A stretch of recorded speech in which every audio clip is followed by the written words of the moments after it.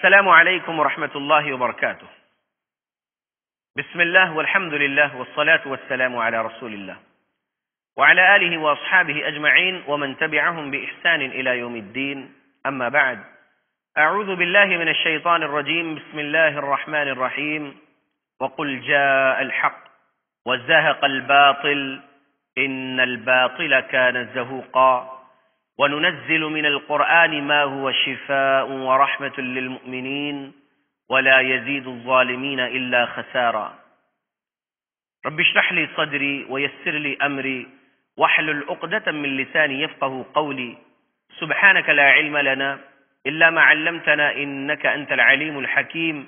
إن العزة لله جميعا هو السميع العليم. ناظرین، آئی پلس ٹی وی کے ہمارے اس پروگرام میں جن، جادو، نظر بد اور شیطان کے مس سے ہونے والے بیماریوں کا علاج کیسے کیا جائے، یہ جو اسباق والے ایپیسوڈز چل رہے ہیں، امید ہے کہ اب تک کے ایپیسوڈز آپ سنے ہوں گے اور علم میں اضافہ ہوا ہوگا جن، جادو کے سبجیکٹ پر اور رقیہ شرعیہ سے علاج کے سبجیکٹ پر، جو ہم نے کتاب و سنت کے صحیح دلائل سے سمجھایا تھا. پچھلے ایپیسوڈ میں سوال جواب کا جو ہے سیشن چل رہا تھا، جس میں ناظرین کے طرف سے جو سوالات آئے تھے اس کے جوابات ہم دے رہے تھے. آج بھی ویسے ہی انشاءاللہ ہم ناظرین کی طرف سے آئے ہوئے جو اور سوالات ہیں ان کے جوابات دینے کی کوشش کرتے ہیں. ربی زدنی علما. سوال لیتے ہیں ناظرین. جادو یا جن کا اثر ہو جائے اور علاج کرنے والے نہ ملے تو ایک آدمی کیا کرے؟ کیا بابا کے پاس جائے اور وہ خود علاج نہیں کر سکتا تو ایسی صورت میں کیا کرے؟ کسی کو اگر تکلیف ہو رہی ہے، عجیب و غریب کیفیت جسم میں محسوس کر رہے ہیں، تو پہلے تو ڈاکٹر کے پاس جائیں. بیماری کیا ہے ڈائگنوز ہو، رپورٹ نکلوائیں، ٹیسٹ کروائیں. رپورٹ میں اگر کچھ نہیں نکلا، تکلیف پھر بھی ہے اور دوا لے بھی رہے ہیں لیکن تکلیف کم نہیں ہو رہی ہے، تب سمجھ سکتے ہیں کہ جی ہاں، کوئی یہ روحانی امراض سے تکلیف ہے یا پھر جن، جادو وغیرہ کی طرف دماغ جا سکتا ہے. اب اگر صحیح علاج کرنے والا نہ ملے، قرآن اور صحیح احادیث کے مطابق جو علاج کرنے والے ہوتے ہیں وہ نہ ملے، سوال میں جو بات ہے کہ علاج کرنے والے نہ ملے تو ایک آدمی کیا کرے؟ سب سے پہلے تو وہ آدمی مسلمان اگر ہے تو وہ قرآن میں سے سورہ فاتحہ تو اس کو یاد ہی ہوگا. قل هو اللہ احد، قل اعوذ برب الفلق، قل اعوذ برب الناس. یہ تو ہر مسلمان کو یاد ہی ہوں گے انشاءاللہ. یقین کے ساتھ اگر یہی صورتیں پڑھتے رہیں، اللہ سے شفا کی امید کے ساتھ، انشاءاللہ شفا ضرور ملے گی اگر کوئی علاج کرنے والے نہیں ملے تو. سوال میں آگے یہ الفاظ بھی ہے، کیا بابا کے پاس جا سکتے ہیں؟ بہت سارے ایسے بابا لوگ ہیں، ڈھونگی لوگ، جو پلیتے لکھ کر دے رہے ہیں. یاد رکھیے، ایسے ڈھونگی باباؤں کے پاس نہیں جانا چاہیے. ان کے پاس جائیں گے، ان کا جو شرکیہ ایمان و عمل ہے اسی کے مطابق وہ شرکیہ علاج آپ کو بتائیں گے اور پھر آپ گنہگار ہو جائیں گے. اور شرک اتنا بڑا گناہ ہے، اللہ نے سورہ مائدہ سورہ نمبر 5 آیت نمبر 72 میں فرمایا ہے، انہ من یشرک باللہ فقد حرم اللہ علیہ الجنہ ومأواہ النار وما للظالمین من انصار. اللہ نے فرمایا ہے.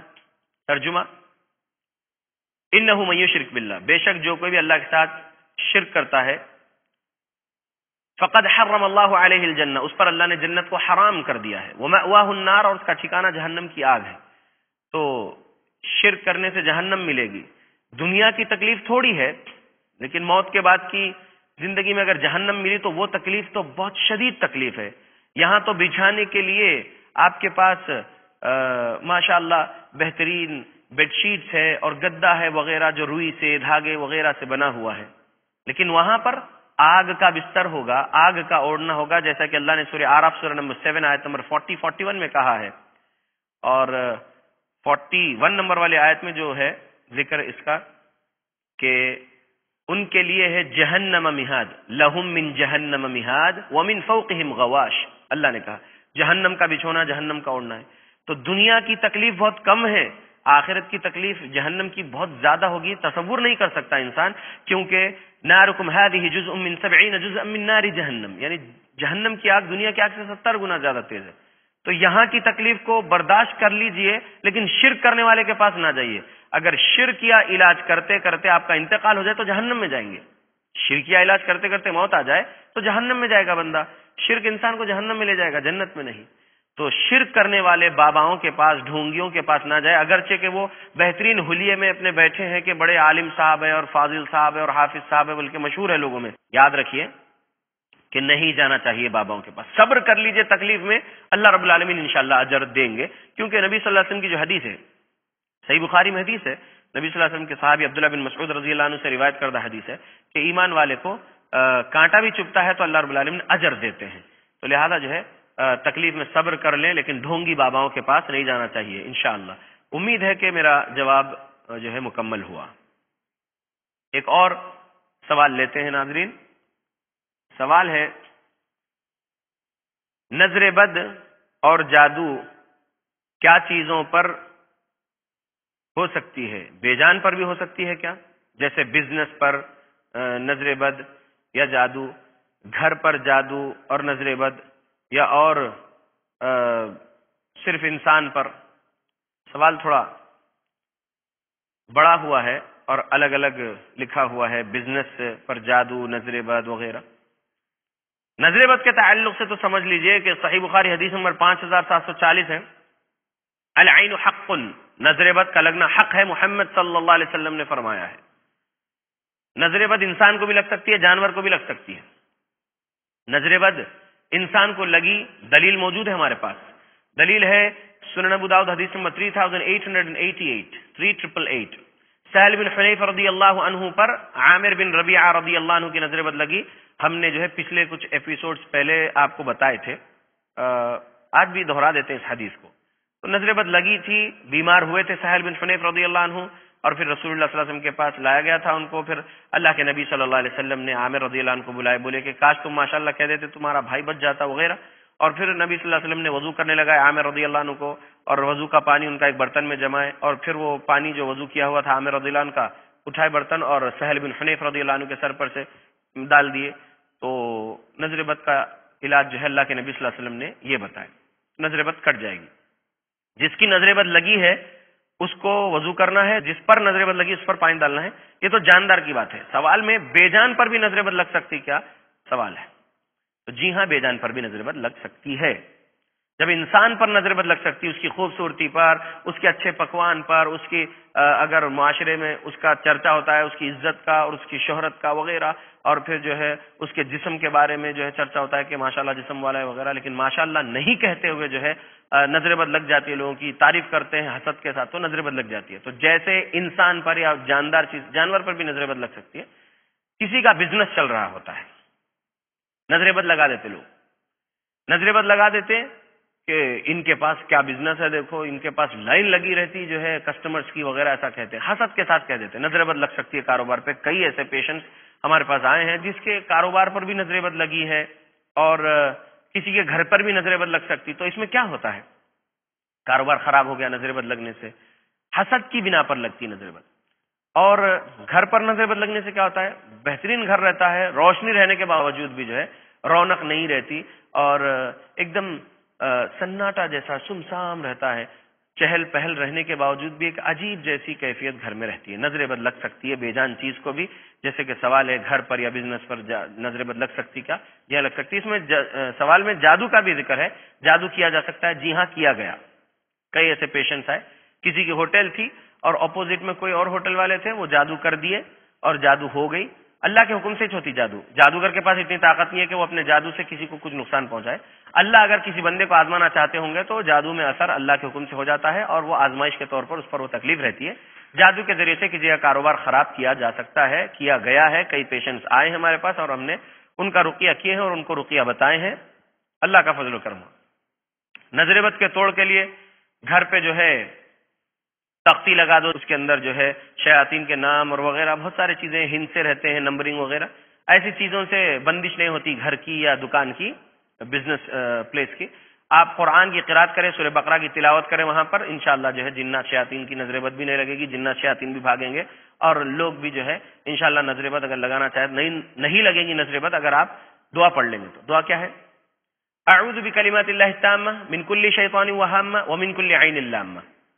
اللہ رب العالمین سے دعا مانگ رہے آپ، اعوذ بکلمات اللہ التامہ، اللہ رب العالمین کی پناہ ہم مانگتے ہیں اس کے تمام کلمات کے ذریعے سے، من کل شیطان وہامہ، ہر قسم کے شیطان سے اور زہریلے جانور سے، ومن کل عین لامہ، اور ہر اس نظر سے جو بری نظر لگانے والی نظر ہو۔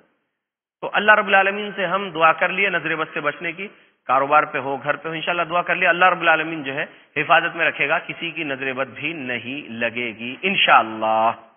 امید ہے ناظرین کے اس سوال کا جواب بھی مکمل ہوا۔ آئیے ناظرین اور ایک ہم سوال لے لیتے ہیں۔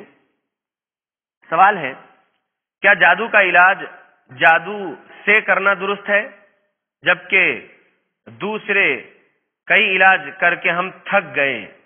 یہ سوال ہے ناظرین۔ یہ جو سوال ہے، کیا جادو کا علاج جادو سے کرنا درست ہے جبکہ دوسرے کئی علاج کر کے ہم تھک گئے، یہ سوال ہے۔ جادو کا علاج جادو سے نہیں کر سکتے ہیں، جادو کا علاج جادو سے کرنا کفر ہے، کیونکہ جادو ہے ہی کفر۔ جادو سیکھنے کے لیے جب ہاروت اور ماروت کے پاس انسانی شیاطین جناتی شیاطین جاتے تو خود ہاروت اور ماروت ان سے کہہ دیتے، انما نحن فتنۃ فلا تکفر، بے شک ہم آزمائش کے لیے ہے، تم کفر نہ کرو، سورہ بقرہ آیت نمبر 102۔ لہذا جو ہے جادو کفر ہے، ہمیں سمجھ میں آیا ہے، اور جادو سیکھنا کفر، جادو کرنا کفر، جادو کروانا کفر، جادو کا علاج جادو سے کروانا کفر۔ اس آیت سے ہمیں سمجھ میں آ رہا ہے کہ جادو کفر ہے تو علاج بھی کرانا کفر ہے۔ کئی علاج کر کے تھک گئے، یہ بھی سوال میں جو ہے بات ہے۔ اللہ رب العالمین کے ہم بندوں کو پہلے یہ دیکھنا ہے کہ ہم اللہ کو راضی کرنے والا عمل کر رہے ہیں یا ناراض کرنے والا عمل۔ علاج کر رہے ہیں لیکن شفا نہیں مل رہی ہے، کئی ڈاکٹر سے دوا لے لیے، دوا اثر نہیں کر رہی، تو آپ یہ دیکھیں کہ آپ اللہ رب العالمین کے لیے جو عبادت کرنا ہے، 5 وقت کی نماز اور پھر اذکار، تلاوت قرآن، صدقہ وغیرہ دے رہے، یہ سب اعمال کر رہے ہیں نہیں، یہ دیکھنا ہے۔ صرف اور صرف آپ جو ہے دوائیں کر رہے ہیں، یہ علاج وہ علاج، فلاں نے کہا فلاں جگہ جاؤ، فلاں نے کہا فلاں جگہ جاؤ، ان کے پاس علاج ہو جائے گا وغیرہ، سن رہے ہیں، جا رہے ہیں، علاج کر رہے ہیں، دوا لے رہے ہیں، لیکن علاج نہیں ہو رہا، تھک گئے علاج کر کر کے۔ نماز نہیں پڑھ رہے ہیں، اللہ کو یاد نہیں کر رہے، ذکر نہیں کر رہے، جیسا کہ نبی صلی اللہ علیہ وسلم کی حدیث ہے، داؤ مرضاکم بالصدقہ، دور کرو اپنے مرض کو جو ہے صدقہ دے کر، صدقہ نہیں دے رہے وغیرہ، تو بیماری رہے گی، اور اگر وہ آزمائش کے طور پر بیماری ہے تو اللہ جب تک چاہیں گے تب تک وہ بیماری رہے گی، اور آزمائش تو انہی کو آتی ہے جو اللہ رب العالمین کے محبوب ہیں، اور اللہ کے محبوب وہی ہوتے ہیں جو کتاب و سنت کی اتباع کرتے ہیں۔ تو آزمائش نہیں رہتی ان پر جو کتاب و سنت کے مطابق عمل نہیں کرتے، تو وہ عذاب ادنا ہے سمجھ لیجیے اللہ کا۔ تو اگر اللہ کی طرف سے وہ تکلیف ہے تو جب اللہ چاہیں گے تبھی وہ تکلیف ہٹے گی۔ اللہ نے کہا ہے کہ جو ہے وَلَنُذِيقَنَّهُم مِّنَ الْعَذَابِ الْأَدْنَىٰ دُونَ الْعَذَابِ الْأَكْبَرِ لَعَلَّهُمْ يَرْجِعُونَ، اللہ نے فرمایا ہے اور ہم تمہیں عذاب ادنا کا مزہ چکھائیں گے عذاب اکبر سے پہلے تاکہ تم لوٹ آؤ۔ یعنی اگر کوئی گناہوں کے راستے پہ چل رہا ہے تو اللہ رب العالمین سے عذاب ادنا دیتے ہیں تاکہ وہ عذاب ادنا میں ہی سمجھ جائے، سبق حاصل کر لے کہ ہاں یہ اللہ کی طرف سے جو ہے ہمیں سزا کے طور پر ہے، لہذا ہم چھوڑے گناہ اور لگ جائے اللہ کے دین کے راستے پہ، تو ہو سکتا ہے کہ اللہ رب العالمین جو ہے مصیبت کو دور بھی کر دے۔ تو تھک گئے جو الفاظ اس سوال میں ہے، علاج کر کر کے تھک گئے، ہو سکتا ہے کہ اللہ کی طرف سے ہی عذاب ادنا کی شکل میں کوئی بیماری ہو اور علاج ہو نہیں رہا، تو اپنے آپ پر غور کرنا چاہیے، اور اپنے آپ پر جب غور کریں گے، اپنی کوتاہی جب اپنے کو دکھے گی، کوتاہی سے نکل جائیں گے، اتباع کتاب و سنت میں آئیں گے، تو انشاءاللہ جو ہے اللہ نے چاہا تو شفا مل سکتی ہے۔ جادو کے ذریعے سے تو جادو کا علاج کرنا کفر ہے، یہ چیز صحیح نہیں ہے۔ جادوگر کے پاس جا کر اگر اس کی کوئی بات سچی مان لیتے ہیں تب بھی اس بندے نے کفر کیا ہے اس چیز سے جو محمد صلی اللہ علیہ وسلم پر نازل ہوئی شریعت، جیسا کہ 3904 نمبر والی حدیث میں سنن ابو داؤد کی ہمیں سبق ملا ہے۔ تو امید ہے کہ اس سوال کا جواب انشاءاللہ مکمل ہوا۔ ایک اور سوال لیتے ہیں ناظرین، جن جادو اور ذہنی بیماری میں ہم کیسے فرق کریں؟ یعنی سوال یہ ہے کہ جن، جادو اور پھر ذہنی بیماری ہے، تو ان میں فرق کیسے کیا جائے، یہ سوال ہے۔ جواب یہ ہے کہ میڈیکل رپورٹس جب نارمل ہیں، سائیکیٹرسٹ کے پاس گئے اور جو ہے آج کی ٹیکنالوجی کے مطابق جو ایم آر آئی ہے اور پھر کئی سکینز ہے، کئی ٹیسٹ ہے، وہ کرنے کے باوجود بھی جو ہے رپورٹ میں کوئی چیز ڈیٹیکٹ نہیں ہو رہی ہے، ڈائگنوز نہیں ہو رہی بیماری، اور پھر جو ہے انسان کی کیفیت عجیب ہے، پاگلوں جیسی حرکتوں میں ہے، تو سمجھ لیجئے کہ وہ میڈیکل پرابلم نہیں ہے، یعنی ذہنی بیماری نہیں ہے، وہ کچھ نہ کچھ جن جادو کے سبب ہی بیماری ہے۔ اور کسی راقی کے پاس لوگ پہلے چلے جاتے ہیں، یہ سب رپورٹس نہیں نکلواتے، علاج کروا رہے ہیں کہ یہ جو ہے کچھ نہ کچھ جادو جن ہی ہے، بلکہ پہلے سے لوگ سمجھ لیتے ہیں جن جادو کروا دیا گیا ہے، لہذا جو ہے اب ہم جو ہے علاج کریں، جا کر جو ہے غیر شرعی علاج کے جو دکانداری کھول کر بیٹھے ہوئے بہت سارے لوگ ہیں، ان کے پاس جاتے ہیں اور غیر شرعی علاج کرتے ہیں، جیسا کہ آج عام ہے۔ میڈیا کے ذریعے سے بہت سارے باباؤں کے بارے میں جو ہے دن رات سنتے ہی رہتے ہیں ہم لوگ کہ جو ہے فلاں ایک بابا پکڑا گیا اور فلاں ایسا کیا اور وغیرہ، تو ایسے لوگوں کے پاس جا کے لوگ علاج کراتے ہیں اور پھر وہ بولتا ہے کہ جہاں ان کے اوپر فلاں کر دیا وغیرہ، رہتا کچھ نہیں، کر دیا، اور پھر انسان بھی اپنی جو ہے ذہنیت بنا لیتا کہ جی ہاں ہم کو یہ کر دیا گیا ہے، اس نے کر دیا، اس نے کر دیا، ذہن بنا لیتے، رہتا کچھ اور مسئلہ، اپنے آپ کو ہی وسوسوں میں ڈال کے ان کے اوپر شک، ان کے اوپر شک، اور پھر کتاب و سنت کی تعلیمات نہیں رکھتے ہوئے بہت زیادہ جو ہے ذہنی بیماری کی طرف اپنے آپ کو جو ہے بڑھائے اور مبتلا ہو گئے ذہنی بیماری میں، رہتا جن جادو نہیں، وہ اسی میں لگے رہتے۔ تو یہ سمجھا جا سکتا ہے کہ اگر رقیہ کر رہے ہیں یا پھر بابا گری کے پاس جا کر جو ہے تکلیفوں میں آ گئے ہیں لوگ، تو جو ہے سمجھا جا سکتا ہے انشاءاللہ کہ یہ جن جادو کا نہیں ہے، کیونکہ اگر جن جادو ہوا تو جن جادو ظاہر ہو سکتا ہے، اس کے سمٹمز الگ ہوتے ہیں، ذہنی بیماری والوں کے سمٹمز الگ ہوتے ہیں، جن جادو والوں کے سمٹمز الگ ہوتے ہیں۔ تجربے میں ہمارے ہے یہ مسئلہ کہ جو ہے رقیہ پڑھ رہے ہیں، ظاہر کچھ نہیں ہو رہا ہے، پیشنٹ رقیہ سنتے ہوئے خاموش بیٹھے ہوئے ہیں، نہ ان کی باڈی میں کچھ موومنٹس ہو رہے، حرکتیں نہیں ہیں، اور نہ ہی کوئی چیز ظاہر ہو رہا ہے، کچھ نہیں ہے، اور پھر پوچھتے ہیں کیا ہوا رقیہ میں، ہم رقیہ کر دینے کے بعد تو کچھ نہیں ہوا ہے، لیکن پھر گھر میں جو ہے جاتے کرتے ہیں وہ، تو گھر والے بولتے ہیں گھر میں تو ایسی حرکتیں، تو رقیہ کرنے پر کچھ بھی نہیں ظاہر ہوا، نہ جن شیطان مسلط ہے اس پر پیشنٹ پر ظاہر نہیں ہوا، نہ کوئی جادو کے سمٹم ظاہر ہوئے، نہ کوئی نظر بد کے سمٹم ظاہر ہوئے، نہ کوئی جن شیطان کے مس کے سمٹم ظاہر ہوئے، تو ہو سکتا ہے کہ وہ پیشنٹ اپنے آپ میں جو ہے ڈپریشن کا شکار ہے، کوئی چیز سوچ لیا ہے اور بہت زیادہ جو ہے اسی فکر میں اپنے آپ کو جو ہے ذہنی مریض بنا لیا ہے، ذہنی بیماریوں کا مریض بنا لیا ہے، ایسا ہو سکتا ہے۔ تو آسانی ہے، انشاءاللہ فرق کر سکتے ہیں، کوئی بڑی چیز نہیں ہے۔ امید ہے کہ یہ سوال کا جواب بھی مکمل ہوا۔ ناظرین، ہم اور کچھ سوالات لے لیتے ہیں، بہت سارے سوالات آئے ہوئے ہیں، سوال لیتے ہیں۔ سوال ہے، میرے گھر والے بدعت کرتے ہیں اور وہ لوگ باباؤں کے پاس جاتے ہیں، پلیتے لے کر آتے ہیں اور پلیتے گھول کر پیتے ہیں، پلیتے جلاتے ہیں اور تکیے کے نیچے رکھتے ہیں، تو ایسا رکھنا درست ہے کیا؟ سوال ہے، گھر کے لوگ اگر کتاب و سنت کی تعلیمات سے دور ہیں تو آپ سب سے پہلے ان کو کتاب و سنت سمجھانے والے بنے۔ آپ اگر قرآن اور حدیث پڑھ رہے ہیں، سمجھ رہے ہیں سلف صالحین کی سمجھ کے مطابق، اور آپ کو معلوم ہو گیا ہے کہ آج کے کئی مسلمان گمراہیوں میں جو ہے زندگی گزار رہے ہیں، تو آپ صحابہ کے ایمان و عمل کو جان گئے ہیں کتاب و سنت پڑھ کے، تو آپ اپنے گھر والوں کو سمجھائے کہ دیکھیے فلاں مسلمان، مثال دیجئے کسی کی بھی جس کو آپ جانتے ہیں، اور ان کے عقائد کے بارے میں بیان کیجئے، اور پھر قرآن کی آیت پیش کریے، حدیث پیش کریے رسول اللہ صلی اللہ علیہ وسلم کی، کہ دیکھیے کس طریقے سے لوگوں کے ایمان اور عمل ہے، اور اللہ رب العالمین قرآن میں کیا فرما رہے، رسول اللہ کیا فرما رہے، آپ سمجھائیے۔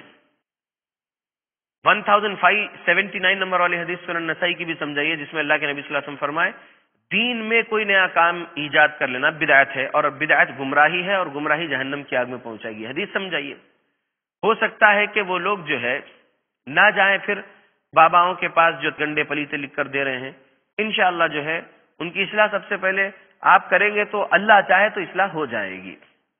اور یہ جو آپ نے سوال کے آخر میں کہا درست ہے کیا یہ پلیتے گھول کر پینا یا پلیتے تکیے کے نیچے رکھنا سونے کے وقت، یا پھر یہ پلیتے جو ہے دھونی لینا، یہ جو سوال میں ہے پلیتا جو ہے ایک پیپر پہ کوئی چیز لکھ دی گئی ہے، قرآنی آیتیں ہیں یا کچھ نمبرنگ وغیرہ نقشے اتار دیے جاتے ہیں، محمد صلی اللہ علیہ وسلم سے ثابت نہیں ہے، صحابہ رضی اللہ عنہم اجمعین سے ثابت نہیں ہے، اور بزرگان دین جو سلف صالحین گزرے ان سے ثابت نہیں ہے ایسے پلیتے وغیرہ بنانا، لہذا یہ چیز درست نہیں ہے اور شرک ہوگا ایسا کرنا۔ اگر پلیتے میں یہ عقیدہ رکھیں گے کہ پلیتا گھول کر پیئیں گے تو شفا مل جائے گی، یہ پلیتا میرے تکیے کے نیچے رکھیں گے سرہانے سونے کے وقت تو جو ہے میں حفاظت میں رہوں گا، کوئی جن شیطان کا اٹیک نہیں ہوگا، ایسا عقیدہ اللہ رب العالمین پر جو عقیدہ رکھنا چاہیے کہ اللہ میری حفاظت کرنے والا ہے، اللہ مجھے شفا دینے والا ہے، وہ عقیدہ اگر کسی پلیتے وغیرہ پہ رکھیں گے تو یہ چیز شرک ہو جائے گی، اس سے بچیے،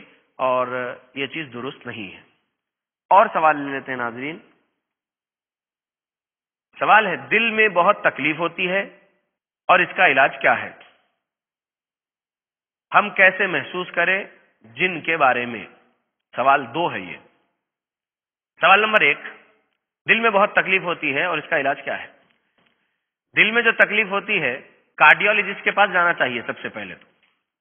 کارڈیولوجسٹ جو دل کے بیماریوں کا علاج کرنے کا جو اسپیشلسٹ ڈاکٹر ہوتا ہے اس کے پاس جانا چاہیے، اس کے پاس جا کے جو ہے رپورٹس نکلوائیے، کیا ہے ای سی جی وغیرہ جو پروسیجرز ہیں وہ کروائیے، انشاءاللہ جو ہے اگر کچھ ہے بیماری تو سامنے ڈائگنوز ہو کر رپورٹ میں رہے گی اور پھر انشاءاللہ علاج ہو سکتا ہے، اور پھر قرآن بھی پڑھے انشاءاللہ سکون حاصل ہوگا۔